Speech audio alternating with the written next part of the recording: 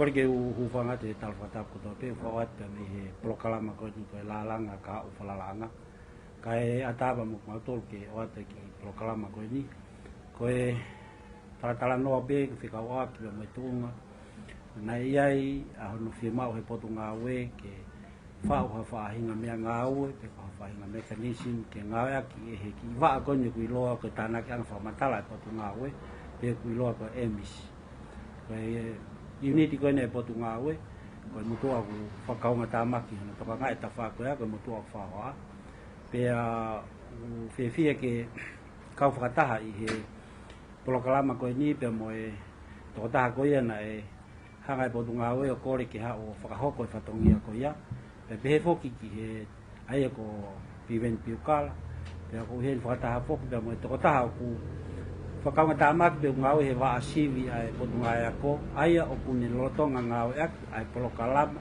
na e whai ahono whao e Piveni Piukala ke whakakatoa ke ngai whatongia koe me he waa sivi pe koe ahoni o maomia ke Talatalanoa atu ke tuunga o ku hoko ai fakahoko fatongia ko ia ki mo bia hoko atu ko fampe ki Talatalanoa atu pe ke tuunga no Fiema'u ke fakahoko ngau e ma inga ko e va ko ni ko emis pe ko education management of information system na e ikai ko hatoki va pena to foto he ngai tau ki muini ka ko o ba ke tau e ua noa tupu a hono kamata i he waa koe ne Potungaue ai tāna ke ngāhi whamatala ke lawa whakawhai ngofuang ai tu'uni ngāue ke whakalelei'i ke Potungaue Ako pe ke lawa ai o whai hasio ke ono whakalakalaka ai ako o e hako tupu o e whonua o tatau pepe me he lautohi hoko atu ai ke korisi na ke ngāhi ako kumaha o lunganga ka kauhi ko tupu pe me he lahiange ai ngahi whakamatala i kai ha mea ngāue whiunga ke ni lawa whakamaa opo ngahi whakamatala ko ni pe aku nai mga tuunga ai ahono fakahoko e whakakaukau ko ni whakaukau fo ko ni o nai ai ai ngahi toko ni mai pe me he ngahi whanua kau ngāpi pe me ngahi kautaha regional ai e ko e SPC tana e oskamata ahono fakahoko e whatongiani ake mau ngahi whakataha ka kauhi ko ngai palopalema me ngai isiu ko hoko ai ko ngai nai fakaukau ai ai Potungaue ke mauhanga o mai ha tokotaha ke ni hanga o fa'o fakatau fa'o ha software pe ko mea ngāue o fakatau ko mo Fiema'u ai Potungaue ko taha foki e ngāue ko ni o ku nai oskamata e ngai tau ki mo atu pe mi he wa sivi ai ko fambe ke kore ki he Ofisa Ako pe mi he wa sivi ko soel ene kamata mai mua ne Talanoa ki ai fekau'aki pe mo e lelei o e polokalama o ku osiono fa'o nau ngāue aki alo pito hepeti ko de pege hufanga te atap na fakahoko ko ki Talatalanoa atu ki he ngāue o ko lotonga fakahoko e vasivi pe ko ngāue ko ngai aki ki ai fo i polokalama ko ene fai ono fa'o Piveni no hiki ma ngau e wa sivi e waftafa temina ke ngau ki ai e pokalama ko atalasa pokalama mi fish pe waftafa waftanima ko na nga peni le ko form 2 atalasa ke he klasi ono pe mo form 5 atalasa ke he form 1 no form 5 atalasa ke aku atalasa e tol pokalama e tol na ngawe aki ki hono kalere ko toa e ngai sivi mi klasiono le ai ki form fit ya ngaude e pot ngawe o mai a Piveni ke ne fa no develop e polokalama ko ni ku ilo pe ko temis e ngare e Piveni time ko ya o ta na ki mai ngahi database e ko ngai database ko ngai tau ko ki mo e ospe ngai ki ai tuku noa i pe ko te fa ngai ki ko te fa no follow up pe no ring mai ngai database me tau ki ta te develop le Piveni e foi software ko ni mo ngai ke te ni ko foi software pe ta ko kalam pe ta pe ngau e to ta pe au ki ai i ono fakalelei'i ko to ono tokangai sivi kona klasi ono o au ke form fitu na time gor ki mo ko atalasa ko nganga ulu lah mo ni ono e ku feinga ke u tokangai ki fu atalasa le volo ko atalasa fu le volo no ko pe ke pe na ngai features ko polokalama ko ni na develop ko ni ko feature tatau pe de ngaahi tatau pe klasi ono form 2 form 5 o alwa ke form fitu ai ko no faria ko taha very user friendly hafai ngata hape te o mai ki vasi vi ha ngau ai ke nga ke software ko ni ke lava ngaahi o ka ke te pe he ke te ha ke te nga ule no ako i foi atalasa ko form 2 atalasa form 1 ni ma ko foi nga la hine fra ko foi time ya to focus reading for all we ko mi ko ki temis ang pe ko na la ve ki ai e ke mai to ta ka fa ngong wa teo tang fa fo bi te nga we software i va cv ko ngai me pe ku mau Fiema'u fra hu te to fe tu ta creo ka Piveni pe te telefon pe te mail ya po fe be fe tu ko ne va ve ta be respond mai ke fakahoko Fiema'u ko ya ta ko tu e tai mini ke fai be fe ngai ko ya mau ko mau ngai Fiema'u ko to pe ko ba ki ne mo Fiema'u ke fakahoko ta na ki ma ke software ke fe tu ta ka Piveni pe ku ba ve te respond ma Piveni ke ha ke address ai foi isi wo mo Fiema'u ke fakatau ke software ka kono fakatau fa Fiema'u au pito kai ke te ya fu nganga ulu fe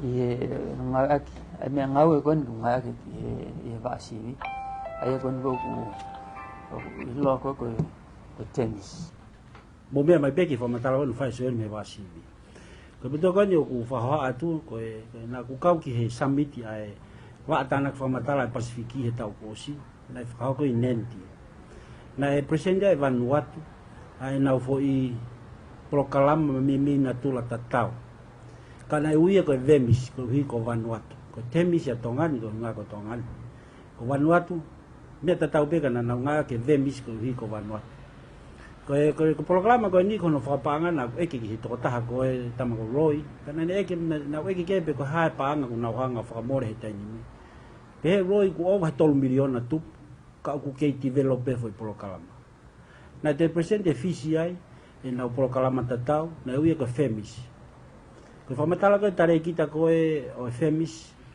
e polokalama mo va ta na famatala ko afisi na polokalama was over 5 million na tupo he tani o na ke developer polokalama ke os ko tu mahalo ko me fa ha no siofia mo no Talatalanoa i he tani me ngalo pe ko hi ko pe na ngari fu mama ka ko ki polokalama ko ni kamata i Tonga ni ku ikai ko ha se ni dilah ye ko fa moreki ki ai ka ko fa ampe ku ia ke fa mai no be ke kai fo no ko ki ngasi si yen ka kai ko ngawe ku fa ngufua ka ngawe ku pau ke fo ka ka to ki ai ai pe mo kumi hakakai o honau lava o fakahoko ai fatongia ko ni ko hi ko lelei fakalukufua ai ako i tau fo ko ia ku heni ai i he polokalama ko ni pe mo pe mo Piveni Piukala ko ia ku na fai hono haya mai Potungaue ke ni hanga o fa'o ai software ko ni pa mo no develop software ko ni o fakatau pa mo Fiema'u ai Potungaue ko hi ko Fiema'u ke ako ai hako tupo e fono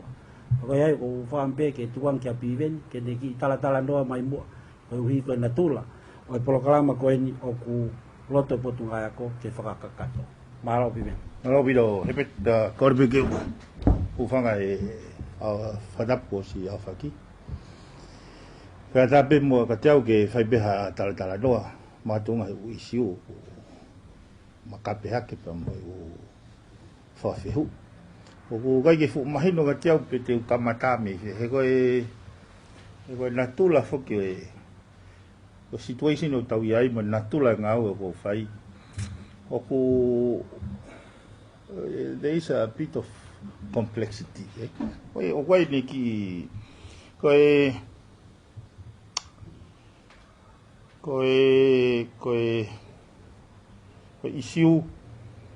issue for system. Koe ka issue for software. Software kene tok takai mai o whakamao pōpai system.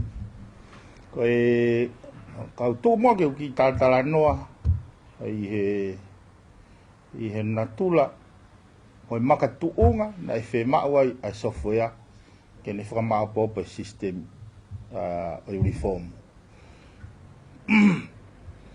Nei kamata koe software koe pai protaki. Ka koe sistemi ke o hanga o ki wha malala bega tau toki hoka. Koe sistemi koe kai ke lava o align a curriculamu ki kauwhai ako ki assessment. Aia na kamata hono whanau i fo i whakaukau e fo i sistemi koe. He mahino me he na ngau e foki i he SPC, i he Regional Organization, ai go nau toka ngai wha maa popo e sive Pasifiki. Pana ngau e mo i teita, o hanga whatonga e teita, koe alupe a tau mo i drop ai raw means. Alupe tau mo i drop ai raw means. O hao ke fo i poinu alo raw means o hao ke fo i hiwa pe. Aia ko whenga ko ki o hanga translate fakahoko. Ko toko lahi taha e whanau na nau maa whi pese te hiwa he pe pasivi. Ka ko taimua na ose hono fo i standardization ni. Ko whainga ko na pese te hiwa o kauna tohe lava. Taimua na ni hanga whehu ia lewa ka te au e quality mo standard. Mo standard e fo i system ako, fo i system si. Sai. Koe reformu le vaia, na e Fiema'u le vaia ke toi provide clarity ia he foi alignment i me he curriculamu, ki he kauwhai ako, pe mo kauwhai sivi, me assessment. Pana iai lewa mo tolo ea koe mo tolo na o mai me he SPC pe, ngau ea ke solo taxonomy ke unpack a curriculamu ki he structure faka'ako. Ai ngau ea ke ngahi principle faka'ako, fakawhai ako peheni. From the known to the unknown, from concrete to abstract, from simple to complex. Ene tuku faka'ako mene tuku ki he curriculamu, oku higher thinking order, ai learning outcome o tau ma'u ki he abstract, ma'u ki he complex, ma'u ki he unknown. Ko simple ki he complex, oku lower thinking order, sai. Koe ngahi whakatata ane uhinga o mea na pehe oku kaike structure pe in order. Ai system ai ako. Koe foi whehui, koe foi whehui ke define photosynthesis. I he foi whehui physique. Maka tolu ia he tau waf manima. Au e waf mamalu maka tahaya. Au e waf e tahaua maka ua ia. Koe mea kau ne hanga o clarify mai he foi system go ia. There is an inconsistency o kai ke tu o ma'u estentetia. He koe foi learning au ka miu tahape. Ko no define e foi processi koe. Ka koe veri o ki ai whakamakatunga pe ia he aho koe pe ko haina ne sete pe pasivi. Sai. Ko no restructure koe systemi o ngau e ke solo taxonomy. Koe define ia koe foi level 1 ia. Ai te mo sete CV. Koe ke pure ai tama set CV ia. Pure curriculamu ia mo learning outcome skill level o kutu ko he curriculamu. Ka pau Fiema'u he curriculamu o se ame hoako i whanau ai curriculamu pau ke ne ile foi definition o photosynthesis. Koe foi whehui koe tene ai koe ke ne hanga o mai ha whakatata pe tene o mai ha definition. Koe whehui koe au koe ke pure whai CV kono baka. Pure ai curriculamu, pure learning outcome ia. Ai ko taimi le mai ko fekau la so ko taimi ko alai ni ai. E lava le ai le feedback tau pe o sang pe pasivi. Pala fe ola ai whanau. O te feedback ko ke kau curriculum officer. O atu ke kau whai ako, o atu ke whanau. Pa whai e tau upau. Mau e ko self-healing system. Ai ko tānoa ko he systemi. Kono unpacki ko curriculum in itself ko kamata anga ya ai ku whaanga ko curriculum is the master. Ka pau e tuku ke unclear pe curriculum. Ave pe ke tata interpret tata unpacki. Ko tau kamata anga pe tau palopalema he hau ke whai ako. Matui tau pe. Wai whai ako he fisiki ko tamai nei master. Ai mai tama whai ako ta tam nei pachela pe. Ai tam whai ako ta nei tau ospe fom fitu ka whai ako fom fitu. Ko nau mau ke topiki ko tope ke heia. Ka kono ai ko foi clarity hono alai le sistemi. E lava rema he. Ai wa rema Potungaue Ako ai ko fakauaha Potungaue Ako o mai ka subject expert. Ke nau tokoni nau to hono unpack ke curriculum ke toi mahino ange. Structure. Ave rema curriculum ko ya ke fai ako tailulu. Ave curriculum ko ya ke fai ako Tonga hai. Ave curriculum ko ya ke fai ako niwa. Oksio ka fai ako ke learning outcome tetau. But kon me areva nau tolgo nau takakume nau teknik ke whenga ke lava he reka o ako me ako timan he curriculum. Tai mo hawa tama fai CV. Ha tama fai CV o sio pe ke curriculum tetau. Pa ne seti reva ne CV o fakatau ke blueprint os o atu he wa CV. Ke foi fehu pe hongo fulu i he level ko e. Tani ma foi level ko e. Pe ave foi blueprint ko ya ke kau fai CV ko tope. Ai ko reson ko tope ko seti i he foi structure tetau. Pa te tau lawa lewa pe. Ko e degree of difficulty o e pe pasivi ko e. Pe pasivi fisiki, mo pe pasivi inglisi, pe pasivi accounting o hu tatau o nau degree of difficulties. O tau lava rewa compare a e go he mo e go he mo e go he. O ne tō koe ki mua ai ko huinga whatanoa ke mahinoa ke sistemi ka he ko software aia ko e foi pai product ko foi me aia tene toki o mai ke ne whamao popo fu massive data wani. E hanga ko whamata ko tō koe ane nai. Nai fragmented te data aia. Ko e reka ko koe nai sivi huu. Ko ne ospe ne sivi huu tuku ne makana mo ne rekodi e. To e resisita fo ubea foi data peske. Tuku ne makana ne fom ni maa.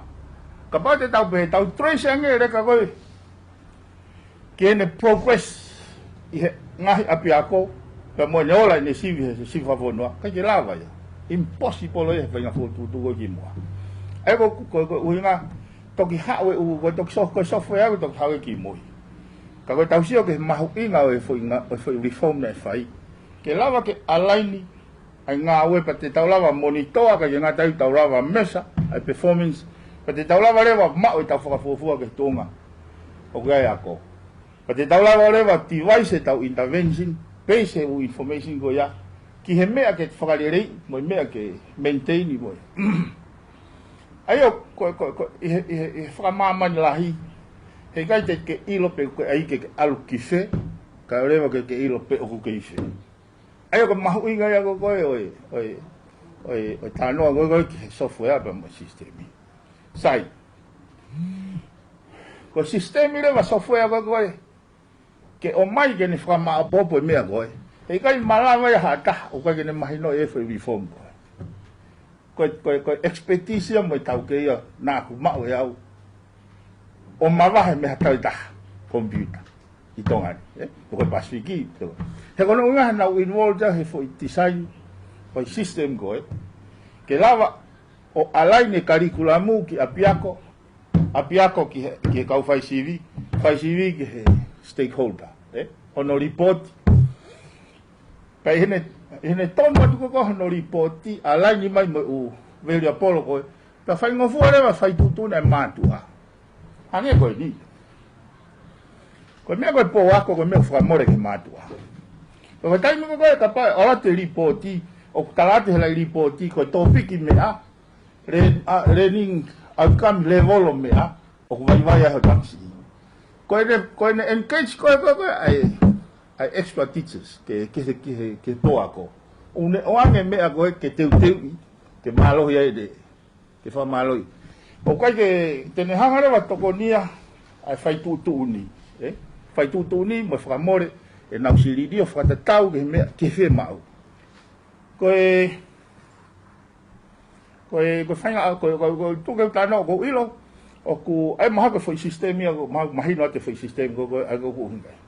Ko ne ha mai ko ke software. Ko pau ke mahino ia foi alignment me unpacki. Ene au ki whare ako, ene hau ke pepa sivi, ene alu ke he ripoti. Ko tui pe maha kapai te maha ki whainga maari ange ta. Ke tau kou flu pe mo jau. He fufo i saikolo. He ko mau. Te ulawa whakamonia te mea koe ni he peti. Ko tau palopalema koe he langa ngāu koe hono whengai ke automate pe customize pe consolidated information he ako. He kakata foi tau kakata taha kai tau complete foi saikolo taha. Ke hea mo hatoi mea. Koe wahe o se peu keua kakata foi process ko ia. O se peu keua. Pa te tala na tau rea wha upe foi wikeua tuo foi saikolo tuo upe os mau. Mahino mea koe foi systematic ko ia. Tau hika mea ke. Kono mau koe mea utano ko wike a jou. Os pe foi tau. Kono akai via mea koe palere. He toki kakata foi saikolo i taha. E ko development mo vai lere foi tau i taha. Mana tu ne kai ke ma opo. E ai pe mo fanki feto ke he aki. O se foi tau i taha. O ku malu kakata foi pekpo ni. Ko vilo mai kai foi saikolo ko tok fatonga ke kau ngawe. E lava automate mo me ko io lava. E lava automate mo io. Ayo ko piu pe ile va anga alo software. Ko ne osi ko ne mau ko foi saikolo. Ba be mai me office la. La mai la report ko. Mai la mai report ko.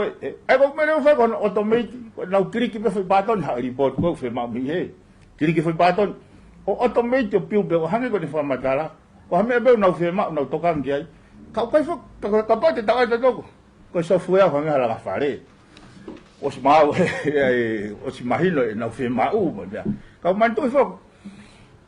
Lahi tai mio ko ke nau awe na to ko me ko malava. Faka computer. Hanga te ta no fatata. Yo fui keisia ko mare ai po ko fa notipe. Ko reka mi va vai. Ko ne hiki mai ki heni ko puke. Pia ko stai ko CV he senta ko Tonga hai. So ke whainga kaa koe management. Ka pote tau prini lewa ai attendance. Prini a koe ngana ea koe i wawau hai. Kai te asi i tonga hai. Ai koe taimi ako. Pea maka mai me wawau hai absent. Ta koe na CV i tonga hai. Koe ni asma pana me wawau hai absent ni. Kai reo ke te kumie na utone ne pepa CV.